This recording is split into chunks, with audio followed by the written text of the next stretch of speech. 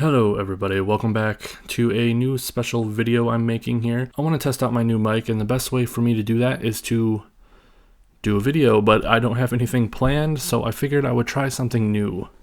It's kind of an all audio podcast type video where, I'm just going to be talking about different things involving Stardom mostly, or Joshi if there's something other outside of Stardom that I feel like talking about. And then just upload these every now and then, and it'll be kind of be a little bit like a podcast, but not really, because it's only going to be on YouTube, just uploaded as just video. You know what I mean? So a couple topics I want to talk about today that has been kind of being talked about a lot, especially with Stardom's return. One is the kind of rumors floating around that Kairi Sane, previously known as Kairi Hojo when she was in Stardom, is looking to leave WWE and come back to Stardom.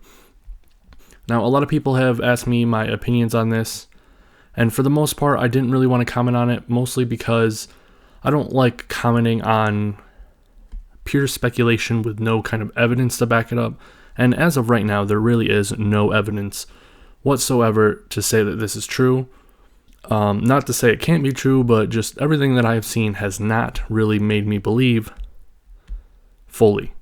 So, if it is true, just talking about it here, if it is true, here are my thoughts and what I think would be the best way to handle it if those series of events were to turn out that way.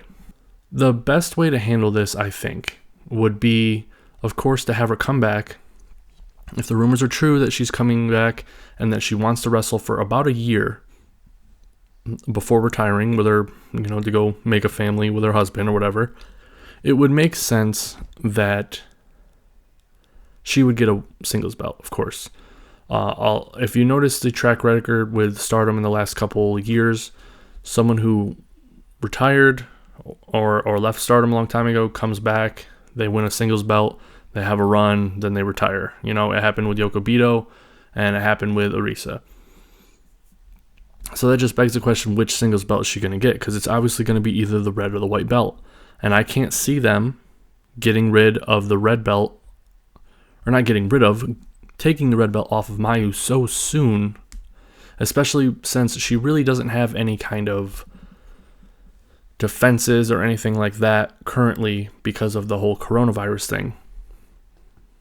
It just seems like they wouldn't take it off her, especially since they're clearly trying to portray her as, the face or the top star of Stardom.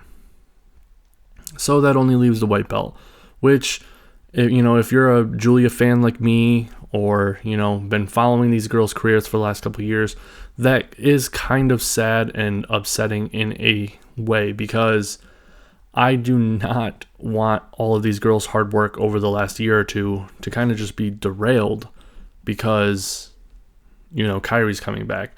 And I know to some people that could be hypocritical, because that's kind of exactly what Julia did. She just comes in and now she's going to be the white belt champion, is what is what I've been thinking, is she's probably going to be the next white belt champion. So the criticisms that's completely hypocritical to be fine with Julia coming in, but then find it problematic that Kairi's going to come in and do the same thing, especially since Kairi has even more of a reason because she was there for so many years and she's just coming back, whereas Julia's just coming in. I understand that side of the argument. I really do. But the problem is that it was clear that they're setting up some kind of huge feud between Tam and Julia. And if Kairi comes back, she's getting that white belt. So either when she comes back, whoever's holding the white belt at the time is going to just lose it to her unceremoniously, or they're just going to wait until she comes back if it's going to be soon, and then we're not going to have a white belt holder until then. And basically all of the momentum and the story being driven with Julia and Tam and Natsuko, it just goes out the door. Like it's no longer a thing. And I think that's just going to be really sad, especially if you consider the fact that Rossi put out a list of the 6 people to watch out for this year, and 2 of them were in the running I should say, for the white belt, Tam Nakano and Julia. So she comes back, she wins the white belt. What happens then? I say give her a decent run, have her defend against some of the big names, Momo, Tam, Julia, even if you want. The problem, though, is that taking it off of her. Of course, you're going to want her to lose it at the end. And how do you do that? I shouldn't say how you do that. Who should take it off of her? Because that's really important, because Kairi's a big name, especially since she's going to be coming back from the WWE. And that means prestige. Whoever beats her for that belt is going to have very big claim to them. They're going to be like, it's not like exactly the same, but it's kind of like if someone were to beat Brock, for the WWE title. Like, that's a huge push, and this is going to be the same way.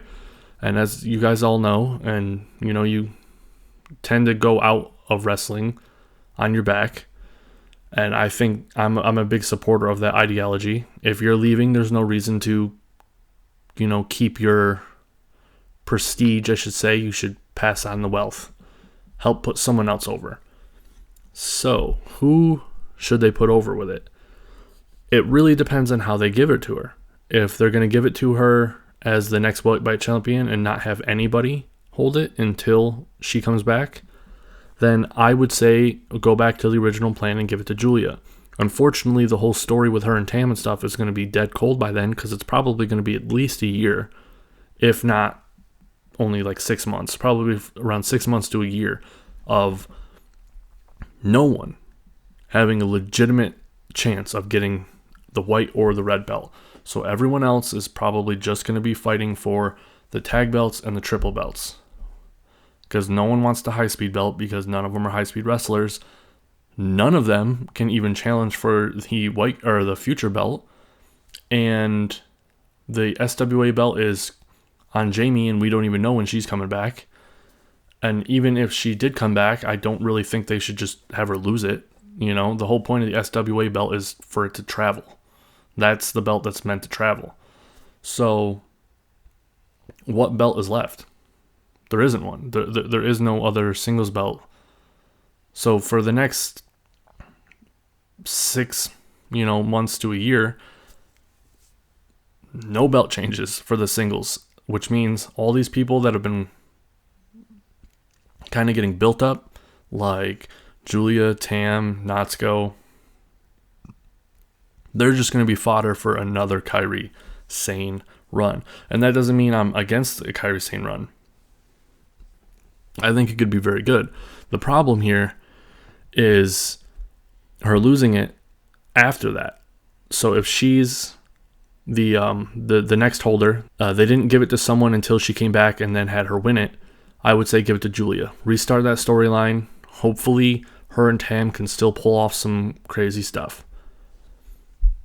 If they didn't wait for her to come back, they give it to someone now, they get a good run depending on how long it takes Kairi to come back, let's say a couple months, then they get a really short run and then they lose it.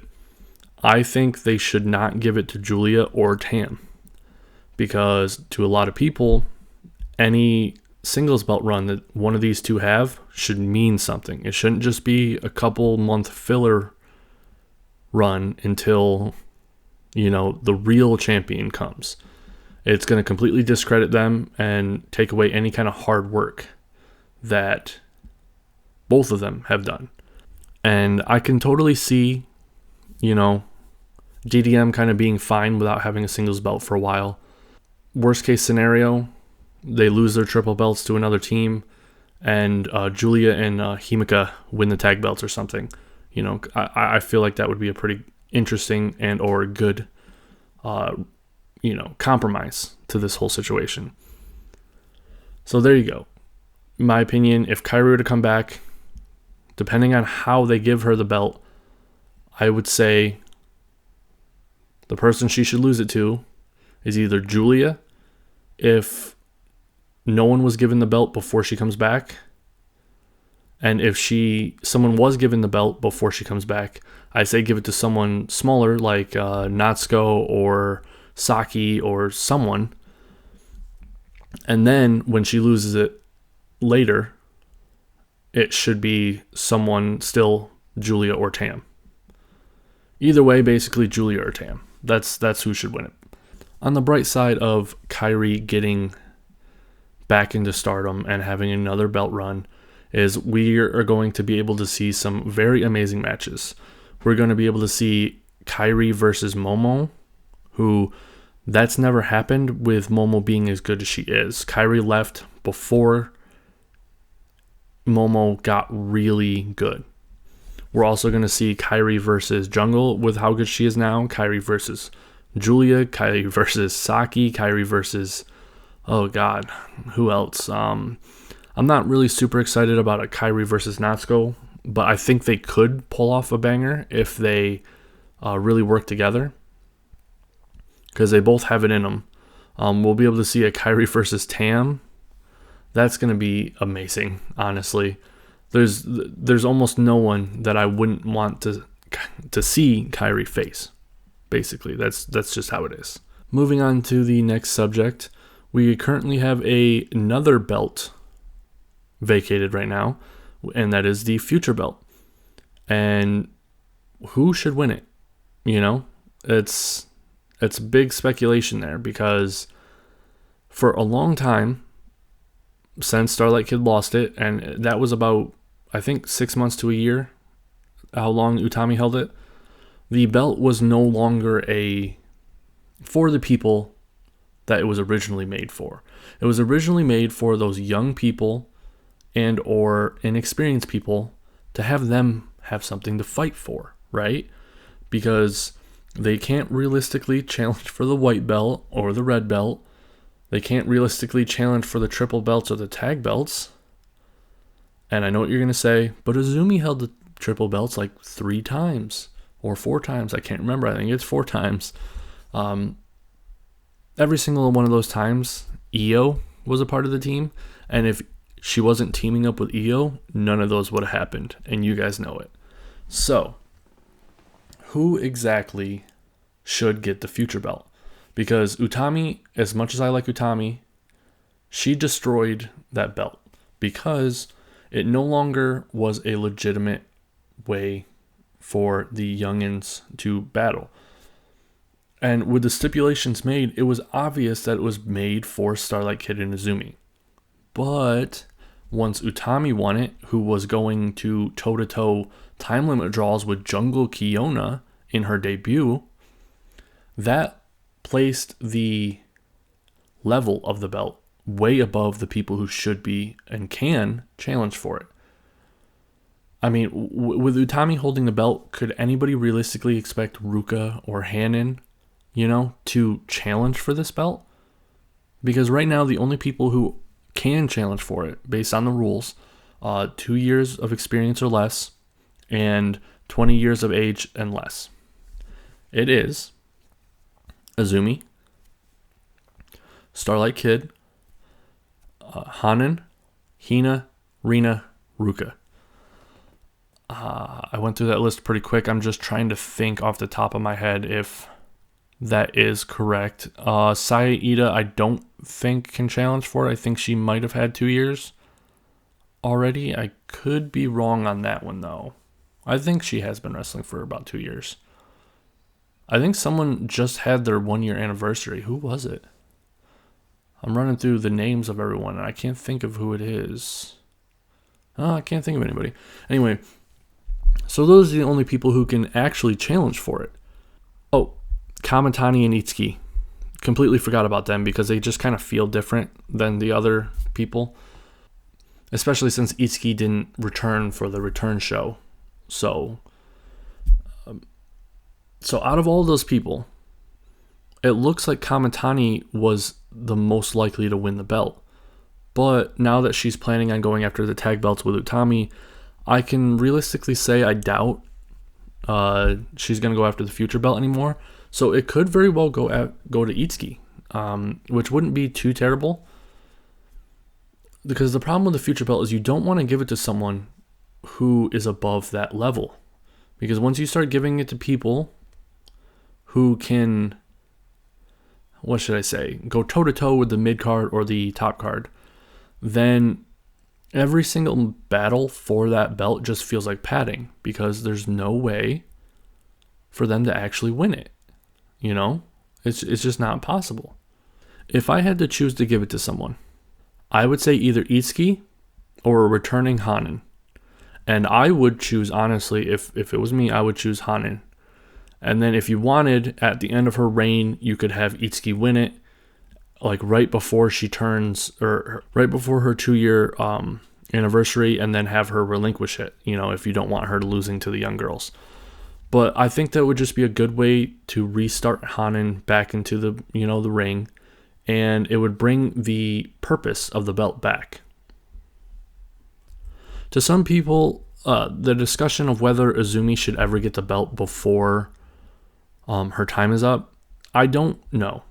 That's really hard to say, because she is so far above that belt, like even more than Utami was to some people.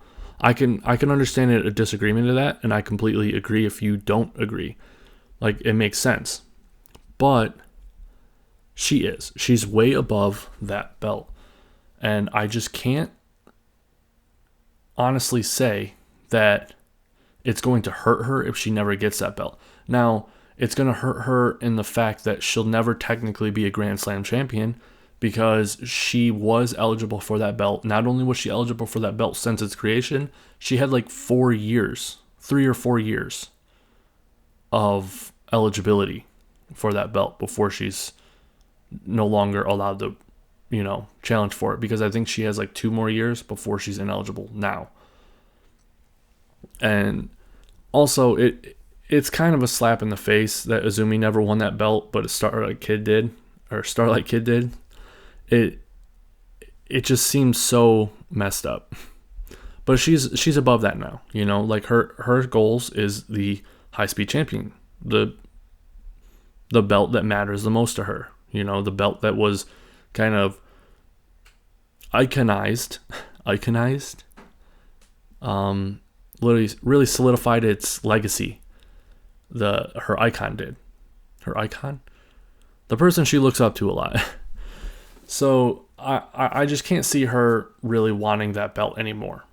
With that said, let's move on to the third topic, another belt, the high-speed belt.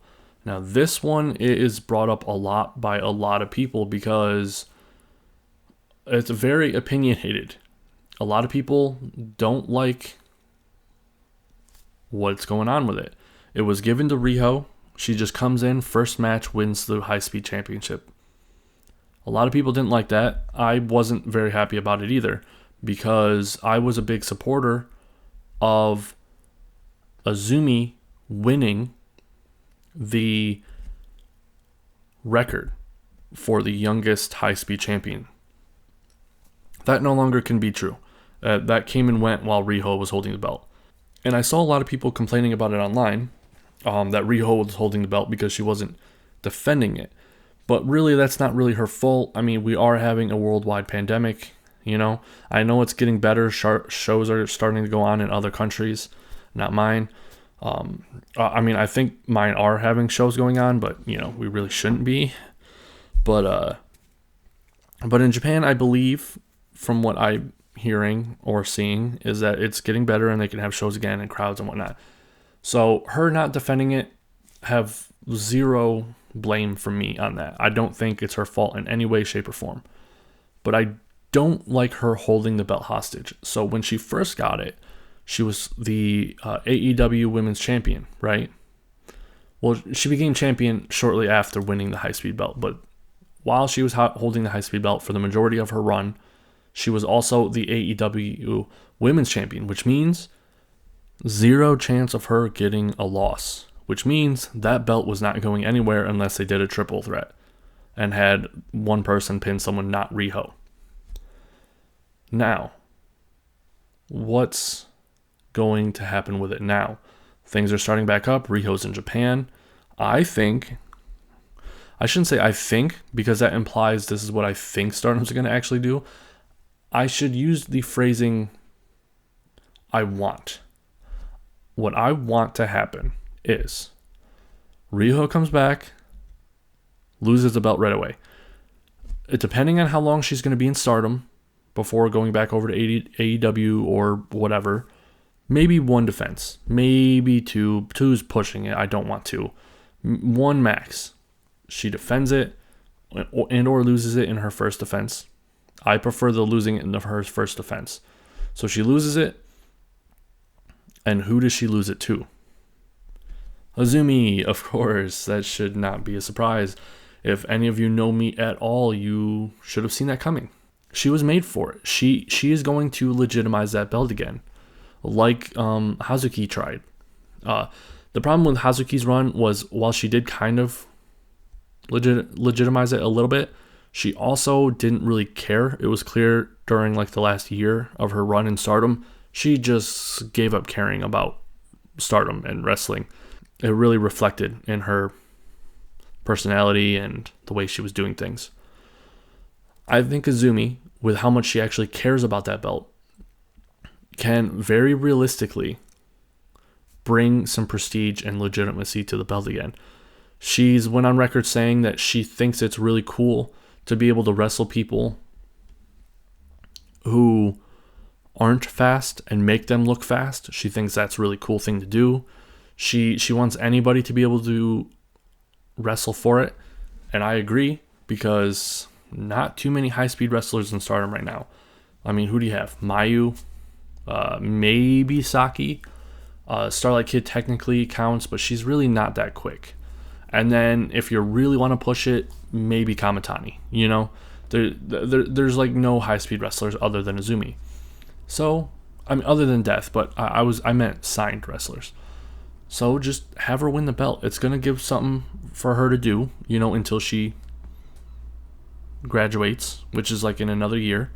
She's going to be able to have purpose again, because ever since Io left, she has gotten nothing. No belts, no title shots. Like the only title shots he's got were for the future belt and the high speed belt, but she had no chance of winning those ones, of course. I don't even care if they have to give her the belt by, how should I say it, doing a triple threat and having Azumi pin the other opponent other than Riho. I don't even care if that's how they give it to her. I just want her to hold it. And then have her hold it until the anniversary show, and have that be her first defense against Starlight Kid, and have her succeed. That would be such an amazing story. Her first singles win over Starlight Kid would be at the anniversary show, defending the high-speed championship. Perfect. Alright guys, well, thank you for watching, or listening, I should say. Let me know if this is something you guys would be interested in me doing more often. If this is something you guys would be more interested in me doing, it would be great, because I can actually do this at any time with like very minimal preparation, so I can get content out for you guys while I'm waiting, or not waiting, while I'm working and or brainstorming for my next big videos. Because, so before I end, I just want to give a shout out to all of my Patreons supporters. We have Smackdown Podcast, of course, and his upgrade tier. I am working on that review. I started the script today. It's should be done within the next little while. Then Miss Solar, one of the earliest ones, and then K Master of None, and Tokyo Cyber Drifter, and then of course the Yellow Hook. Thank you, all of you guys, and I hope this catches on, because this is actually a very interesting thing I want to do, and I want to sometimes sit down and kind of do it with a conversation with my dad, because we actually have very, I wouldn't say intense, but kind of like a little debates and or discussions about things on Stardom, and we don't always agree on things. So I know that would be kind of a a put off on some people, like, oh, why do we want to just listen to two people agree on everything? Well, we don't actually agree on a lot of stuff when it comes to Stardom. Hopefully that could create some good content there. I don't know if I'm going to ever do that though, but I think that would be kind of cool. It would just be kind of hard getting time and a place to sit down and do it. All right, well, thank you for listening. I hope you guys like this. If not, that's fine. I just, I won't do it anymore. It's not something I'm like super into, or not super into, but super like invested in, to the point where if it failed, I would feel heartbroken or anything. So, bye.